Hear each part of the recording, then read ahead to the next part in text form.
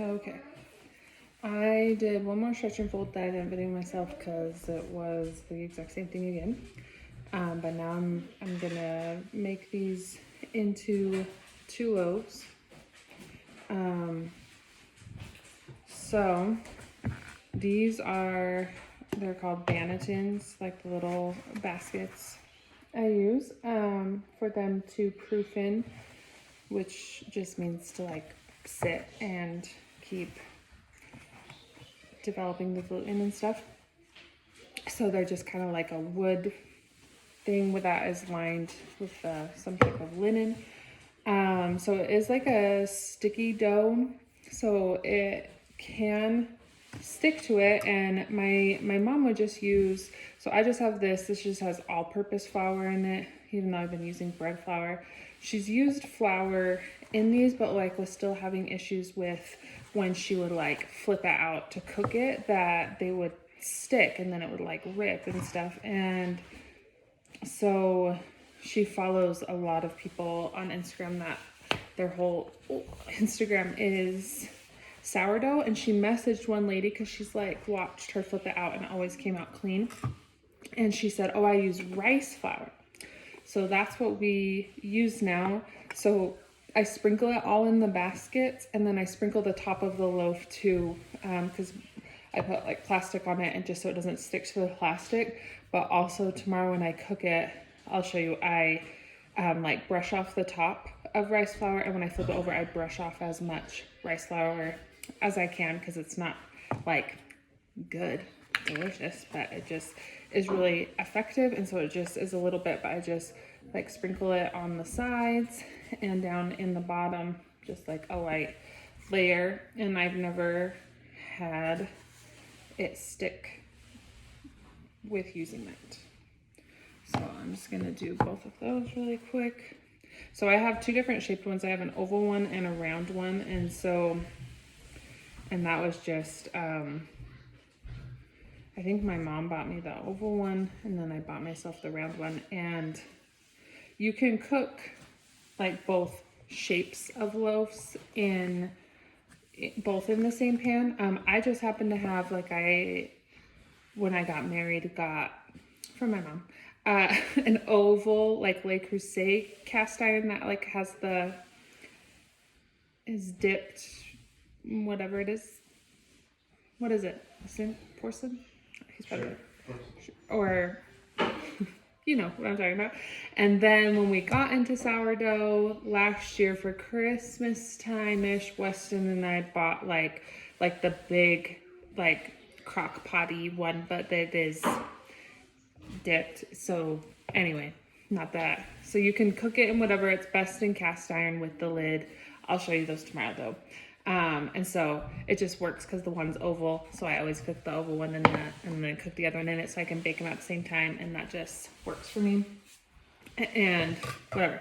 Okay, so one thing when you're rolling these out, if it's like too sticky, you can sprinkle like flour on your countertop, but you also are making like doing this certain motion to make them in the circle that you want tension on your countertop. So you want it to kind of stick where it's like gripping it. I don't know. So I have this thing that I use I don't know. I prefer the plastic one actually that my mom gave me a couple of, just like scraping it and then like cutting it in half, and just because it's sticky, you know, so I like to use this to get it out. So I put all of it there and just get as much of it out as I can. And then like you can weigh it, but I just, so I like this to like move around, but this definitely is better at cutting the metal because that's kind of what this is for. It's just like a baking tool. So I just do it in half a little. So I'm just gonna move one aside. So you can see it's sticky. So I'm trying to like, you know, kind of take it, lift it, and like set it down and fold it over and just kind of keep turning and doing that to make it a smooth round ball. So I do that first. So again, if it's just like it's sticky, like it is sticking to my hands a little, but it shouldn't be like a huge mess. So if you feel like there's a huge bubble, if you feel like it is too sticky, you can sprinkle some flour down or even sprinkle your hands. So once I kind of got it in like a smooth ball like this, I can't remember what this is called. I'll have to ask my mom, but you're kind of moving in a motion where you're like curling your fingers. And so like I'm pushing this way and trying to get tension right here, and it just helps it to like fold it under, and it just gets it in a really smooth motion. So I still like lift it and fold it that same way, but then I'm gonna start like moving it. I don't know how to like get that on video because it's like I pull it towards me, and right here it's getting like that tension as I pull it, that it's like rolling. And so I just kind of keep doing that, and I don't know necessarily how many times you need to do it. I just do till it looks smooth. And this is honestly like my favorite part because it's like kind of cool how you get it all smooth. And so anyway, I just keep doing that.